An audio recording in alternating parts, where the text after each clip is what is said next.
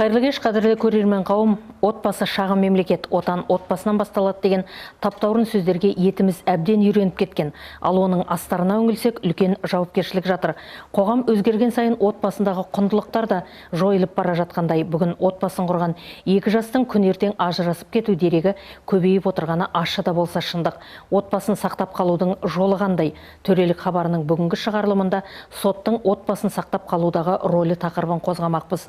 Бағдарламаның бүгінгі спикері Көкшетау қалалық сотының судьясы Сержан Ақылбайұлы Қожамұратов. Сержан Ақылбайұлы, студиямызға қош келдіңіз.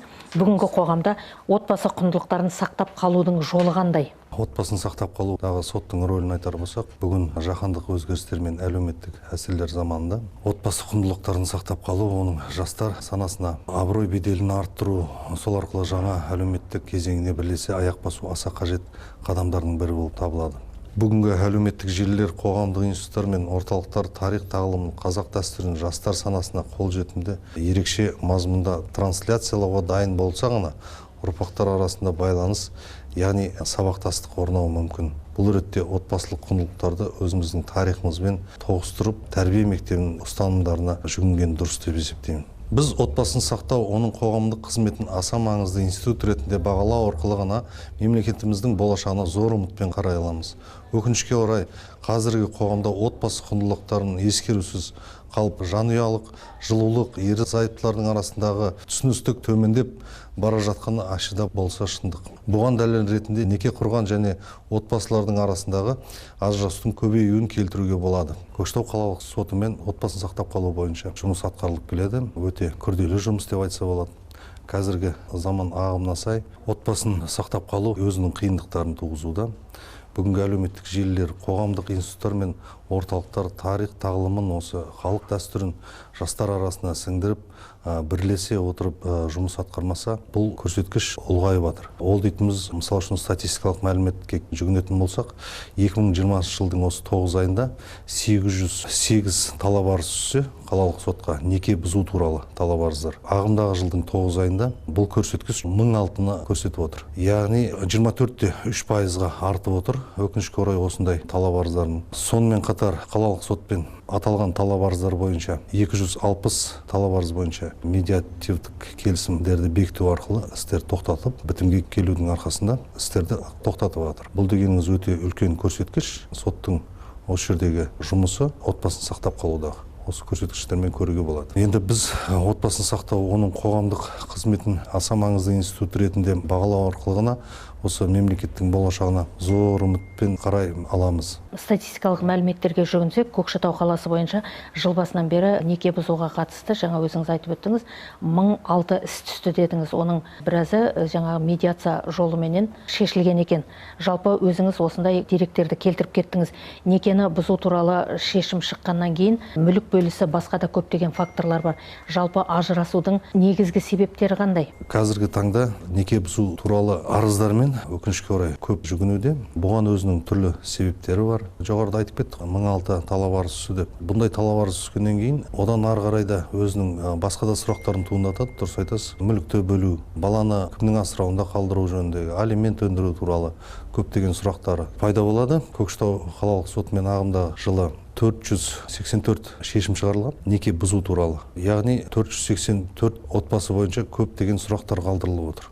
Бұл жерде баланың бір ата-анасының болмауымен өсуі, сонымен қатар мүліктік өздерінің ортасындағы даулар бойынша және қай тараптың алимент төлеу жөніндегі сұрақтар қойылады. Басты себептері неке бұзу туралы тараппен жүгінетіндердің өзара түсіністік, байланыс және терең қатынастың болмауы болып табылады. Мінездеріміз жараспады деп сотқа жүгіне салады. Оның бәрін толық зерделеу керек. Сот отырысында негізгі соттың мақсаты ажыратып жіберу емес, тараптардың бітімге келіп, одан ары қарай отбасын сақтап қалу болып табылады жұмысы. Енді айта кететін жайт, үйлену оңай, үй болу қиын деген бір жақсы сөз бар ғой. Соны кішкене толық түсінбей, осындайда мәселелер анықталып жатады. Жастармен кішкене солардың тілімен өзімен сөйлескен кезде бұл олқылықтардың бәрі жойылып, тараптар өздері кешіріңіз, біз отбасын сақтап қалуға бел будық деп келіп жататындар бар. Екінші жағдай себептерін айтатын болсақ, ажырасудың, ол тараптардың кішкене материалдық жағдайларының болмауы. Бұған енді көптеген факторлар өздерінің әсерін тигізіп отыр. Қазіргі таңдағы енді карантиндік кезіндегі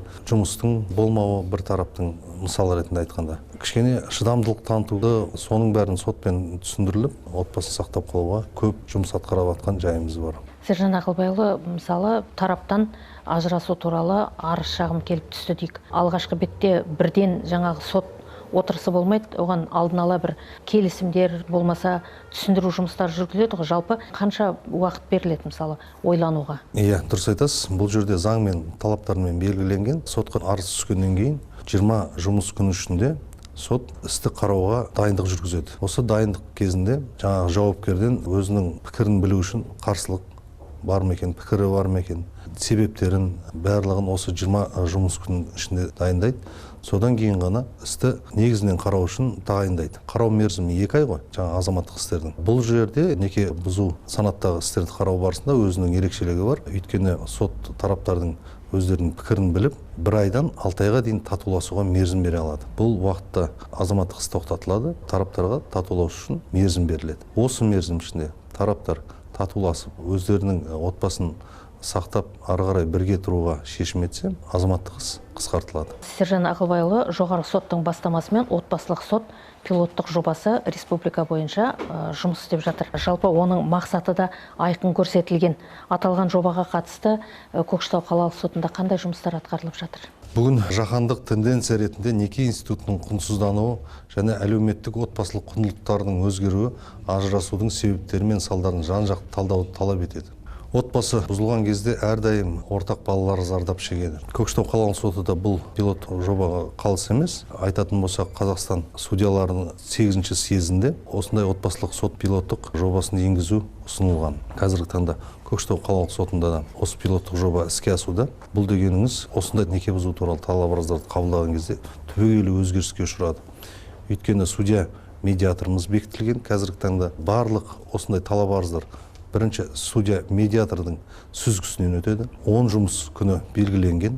Ол судья медиаторға осындай тараптарды бітімге келтіруге 10 жұмыс күнінің ішінде тараптардың өздерімен әңгімелесіп, сот отырысы өткізілмейді. Судья медиатордың өзінің жеке кабинеті бар. Тараптарды сол жерге шақырып, бітімге келуге, барлық отбасылық құндылықтары туралы айтуға жағдай жасалынған. Мысалы үшін статистикалық мәліметпен айтатын болсақ, 260 азаматтық іс бойынша судья медиатордың жұмысы арқылы бітімге келіп, азаматтық істердің ары қарай басқа судьяларға бөлінуіне жол берілмеген. Яғни талап арыз түскен кезде тараптар бітімге келіп, отбасын сақтап қалуды өздері ұйғарған. Бұл үлкен өте көрсеткіш. Өйткені 484 ажырасты десек, оның тең жартысы бойынша көрсеткіші татуластырған. Осы судья медиатордың жұмысы. Ол дегеніңіз тек қана судья медиатордың сүзгісінен өтпейді. Негізі енді тараптар 10 жұмыс күнінің ішінде бітімге келмесе, ары қарай басқа судьяға бөлінеді. Басқа судьяға бөлінген кезде, ол жаңағындай мен сізге айтып өткендей 20 жұмыс күндік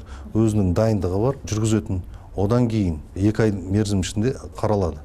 Одан кейін де жаңағы тараптардың пікірі арқылы татуласу мерзім беріп, оны медиация жолымен тоқтатуға толық мүмкіндігі бар. Үлкен жауапкершілікпен қазіргі таңда сот тарапынан осы санаттағы істерге көңіл бөлінген. Өйткені сотта өзінің рөлін отбасын сақтап қалудағы маңызды екенін түсінеді. Өйткені отан отбасынан басталады дейді. Отбасы деген шағын бір мемлекет дейді. Жалпы біздің қоғамымызға өзінің жауапкершілігін түсінетін мықты отбасылардан тұру керек деп ойлаймын. Жаңа өзіңіз отбасын ажыратуға әкеліп соқтыратын бірнеше факторды атап өттіңіз. Жалпы осы факторларды болдырмау үшін не істеу қажет? Осы факторды болдырмау үшін кішкене тараптардың арасындағы өздерінің түсінушіліктері керек бір-біріне деген, бір-бірін түсінуге, қоғамның әлеуметтік желінің өздеріне басымдық бергізбеуінде. Сонымен қатар қазіргі таңда әкімшілікпен де қалалық сот тығыз қарым-қатынаста жұмыс жасайды. Өздерінің орталықтары бар. Барлық тиісті амалдарды жасау керек деп ойлаймын. Өздерінің тараптары.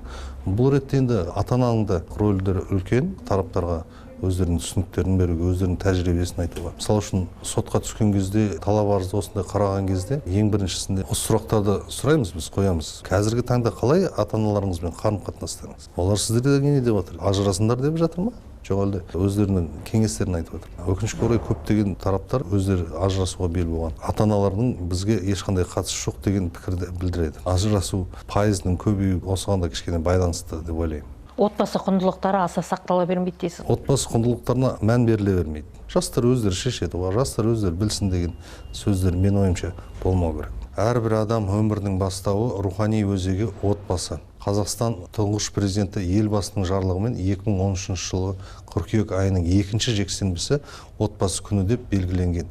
Мақсаты отбасылық құндылықтарды нығайту, жанұя ұғымының қоғамдық сана мен сабақтастығын ішкі үйлесуін қалыптастыру болып табылады. Заңды түрде неке бұзылды дейік.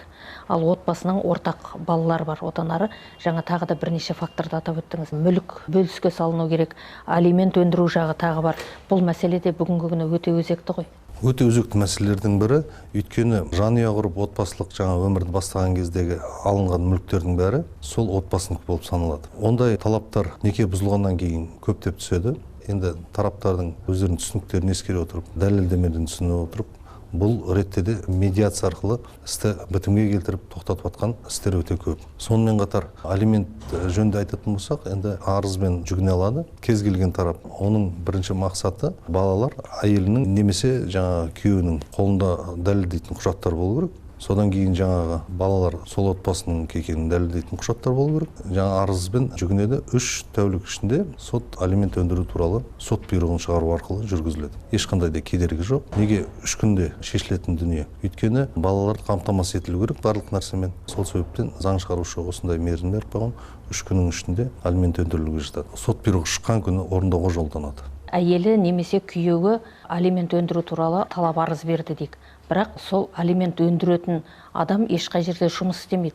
Бұл ретте ол мәселе қалай шешіледі? Заңмен белгіленген бұл ретте де айлық есептік көрсеткішке байланысты ең аз айлық бар, сол арқылы өндірілуге жатады. Ол сот орындаушылар мәртебесі туралы заңмен белгіленген. Ең төменгі мөлшері қанша? Мөлшерде енді ол жыл сайын өзгеріп отырады. Биылға шамамен 67 мың теңге қойдым. Сержан Ақылбайұлы, біз жаңа айтып отырмыз ғой, мынау әлеуметтік желінің де көп әсері бар деп. Әлеуметтік желі соңғы кездері мысалы біздің өзіміздің өміріміздің бір бөлшегіне айналып кетті. Барлық құжат айналымында барлығы электрондық форматқа көшкен. Әлеуметтік желі белсенді түрде жүргізіледі. Жалпы өзіңіз әлеуметтік желіде қаншалықты белсендісіз? Енді біздің әлеуметтік желіде енді көп отыратын уақытымыз жоқ, бірақ қол бос кезде әрине қосам, ешқандай жаңалықтан қалыс қалғым келмейді. Мысалы үшін Қазақстан Республикасының жоғарғы сотының өзінің көптеген парақшалары бар. Өте қызық. Ол жердегі жаңағы сот тәжірибесі бойынша көптеген мәліметтер алуға болады. Содан кейін қоғамның пікірін тыңдауға болады. Қандай өзекті бір мәселелері бар, қиындық туғызатын, сотқа қайырылған кездегі қиындық туғызатын нәрселер. Бұл жерде сол парақшаларда көбінесе соған жазылғанбыз. Ақмола облыстық сотының да өзінің парақшасы бар. Аптасына 2 рет азаматтық істер бойынша қаралған істерге шолу жасау. Өте ыңғайлы, жақсы. Бұл жерде тәжірибе алмасу үшін де өте қажет. Тәжірибе алмасу үшін өте қажет. Жаңа өзі маңызын жоғалтпайды деп ойлаймын. Сонымен қатар жаңа қоғаммен де пікір талас болса, қоғамның өзінің жаңағы айтары бар ғой енді. Сол жерде де көп сұрақтарына жауап беріп отырады жоғарғы соттар. Сол жағынан енді жақсы әлеуметтік желіде де. Сержан Ақылбайұлы, бүгін хабарымызға қатысып, соттың отбасын сақтап қалудағы маңызы, оның рөлі жайында сұхбатыңызға алғысымызды білдіреміз. Мына отбасы құндылықтарын сақтап қалудағы соттың маңызы зор екенін де білеміз. Сондықтан сіздердің істеріңізде әрдайым шыдамдылық, берекесін берсін деп тілейміз. Қадірлі көрермен қауым, осымен төрелік бағдарламасының бүгінгі шығарылымы аяқталды. Эфирде келесі кездескенше аман сау болыңыздар.